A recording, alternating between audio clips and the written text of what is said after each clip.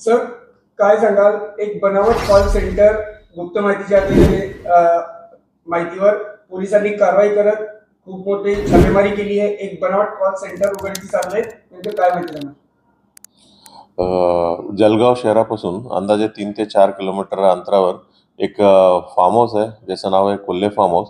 त्या फार्म हाऊसवर काय बाहेर गावातले मुलं आलेलं आहे, तिथं राहायला लागलं आणि त्याचं पूर्ण संशयास्पद व्यवहार आहे असे आम्हाला गुप्त माहिती प्राप्त झालं होतं.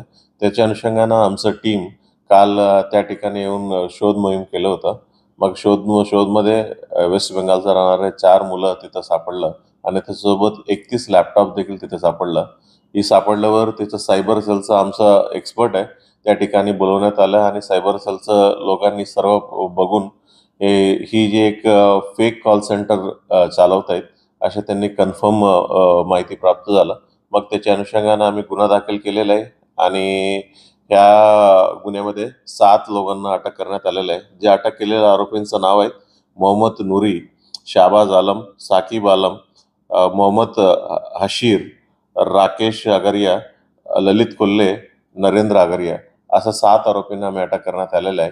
आणि याचं मोडस ऑपरेंडी अशी आहे, या इथून म्हणजे VoIP मधून कॉल्स करतात जे US, कॅनडा आणि इतर फॉरेन देशातल्या राहणाऱ्या नागरिकांना आणि त्यांना अमेझॉन सर्व्हिसेस किंवा इतर कोणत्याही कंपनीच्या सर्व्हिसेस असं बहाणा सांगतात, त्यांना विश्वास संपादन करतात आणि त्यांच्याकडनं OTP आणि इतर डेटा जे प्रायव्हेट डेटा आहे ते घेतात आणि त्याच्यानंतर तिचे पैसे लुटण्याचं काम करतात आणि लुटलेले पैसे वेगळ्या मार्गाने परत इथं इंडियात आणतात. अशा ह्यांचं मोडस ऑपरेंडी असतात. मग या अनुषंगानं आता 7 लोकांना अटक करण्यात आलेलं आहे. अजूनही 20 ते 22 लोक फरारी आहे. या 20 ते 22 लोकांना अटक करण्याचं आमचं टीम्स रवाना झालेलं आहे आणि लवकरात लवकर यांना अटक करूया. सर, याच्यामध्ये माजी महापौर त्यांचा एक समावेश आहे, नेमकं त्यांचा काय सहभाग आहे त्याबद्दल? ही जे फार्म हाऊस आहे, फार्म हाऊस ओनर आहे ललित कोल्हे म्हणून एक माणसं आहे. म्हणून म्हणजे त्यांनाही देखील आम्ही आरोपी केलं आणि त्यांनाही आम्ही अटक करण्यात आलेलं आहे. प्रमुख सूत्रधार कोण आतापर्यंत समोर?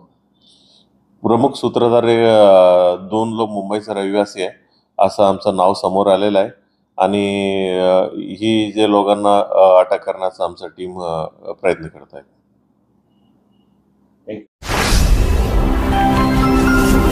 Speed news Bharat.